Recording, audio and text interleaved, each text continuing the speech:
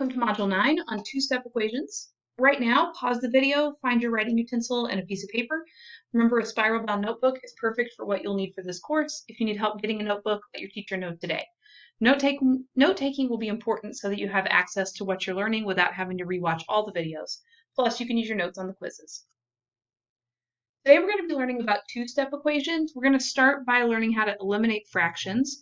Then you're going to identify what a solution to a linear equation looks like. And then we're going to talk about solving equations with two steps with just whole numbers, which would be just positive numbers. And then we're going to solve a two-step equation with integers, which would be positive and negative numbers. So we're going to start by eliminating fractions in an equation. So I want you to put a new topic, eliminating fractions in an equation. And then I want you to write multiply by the common denominator. So you want to identify your common denominator, and we're going to multiply everything by that number on both sides. I have 20 equals 4/7 b. Well, I only have one denominator. The common denominator for this is 7. The only denominator is 7. I'm going to multiply every term on both sides by 7. Remember, I can do whatever I want to an equation as long as I do it on both sides.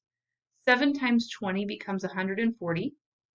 For this one, 7 divided by 7 is 1, and 1 times 4 is 4, and we bring down the b. Now I've created just a one-step equation, so I divide both sides by 4.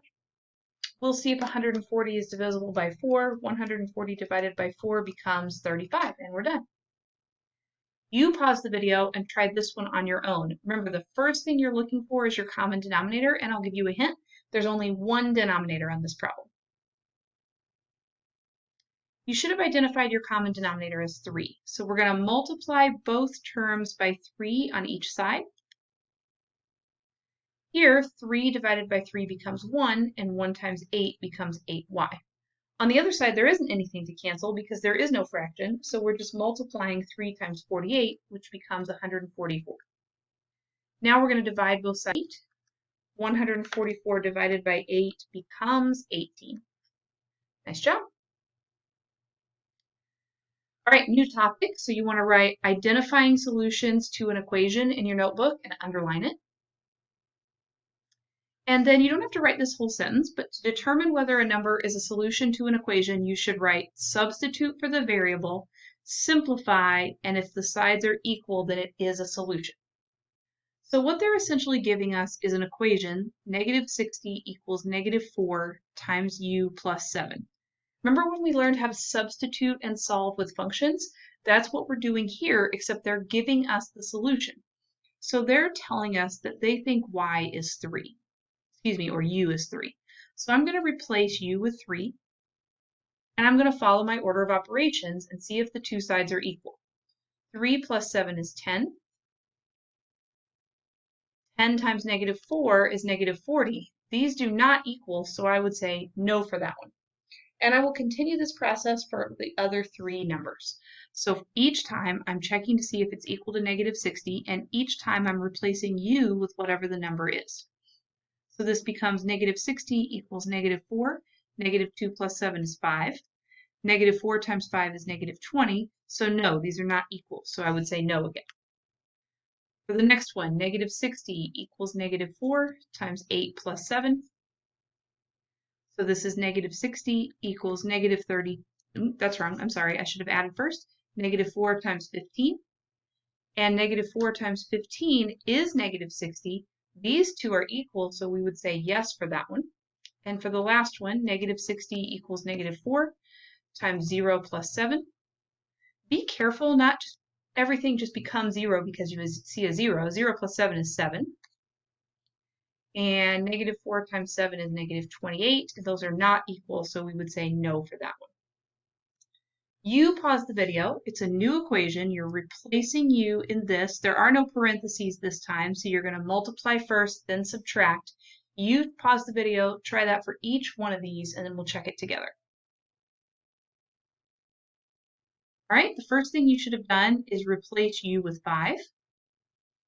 Remember, multiplication comes before subtraction, so this becomes 1 minus 35.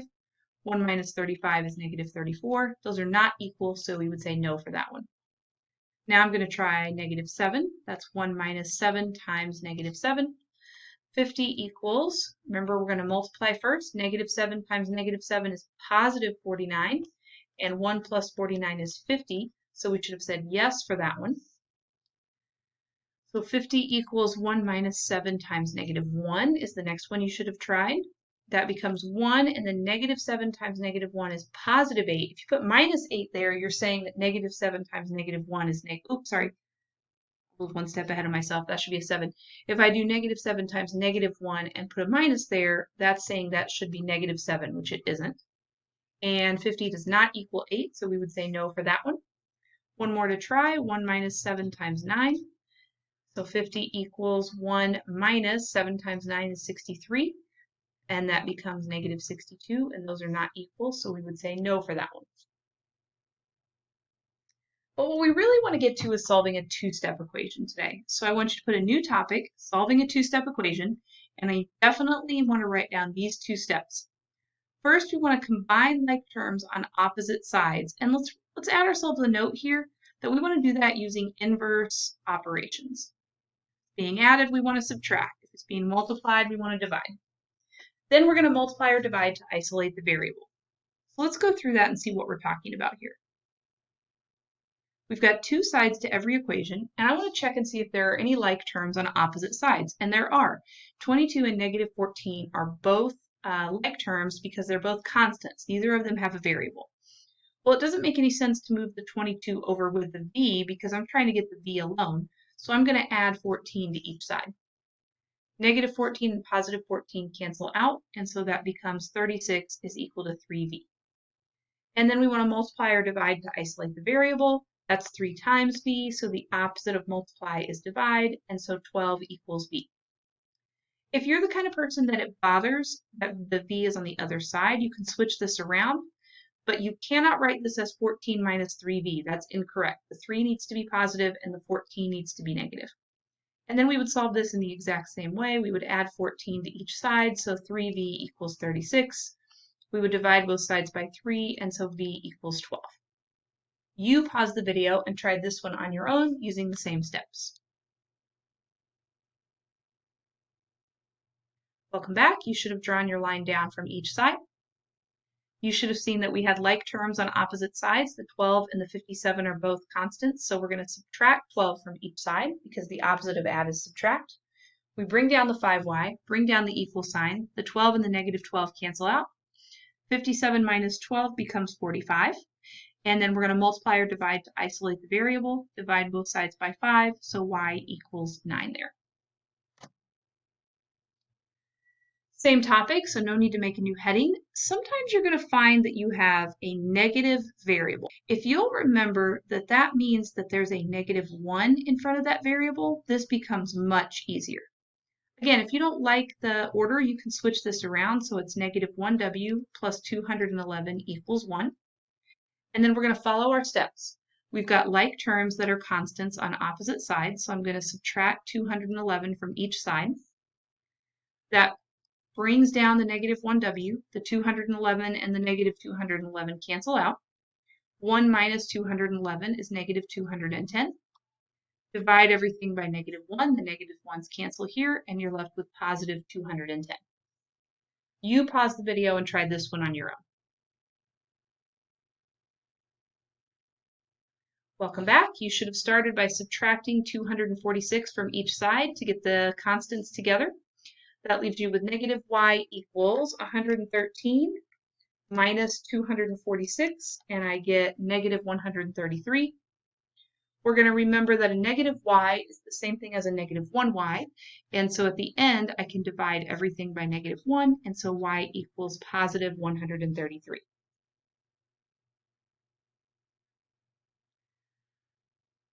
Let's try a couple more examples together. Again, if you don't like that these are backwards, you can flip them around to make that 5x minus 8 equals 17. You should add 8 to each side to get the constants together. So you're left with 5x equals 25. Divide both sides by 5, and so x should equal 5. You pause the video and try this one on your own. If you want to flip it around, you can. That becomes 5x minus 5 equals 15. We're going to add 5 to each side, so 5x equals 20. Divide both sides by 5, and so x should have equaled 4 for that one.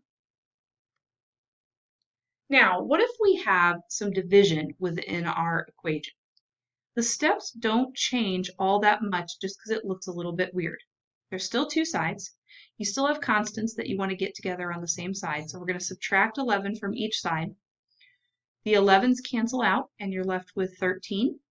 Now, here's where it's only a little bit different. Whereas before, we would have divided both sides by 4. Here, it's already being divided, so we do the opposite, which is to multiply. That makes the 4's cancel out because 4 divided by 4 is 1, and you're left with v equals 52. You pause the video and try this one on your own.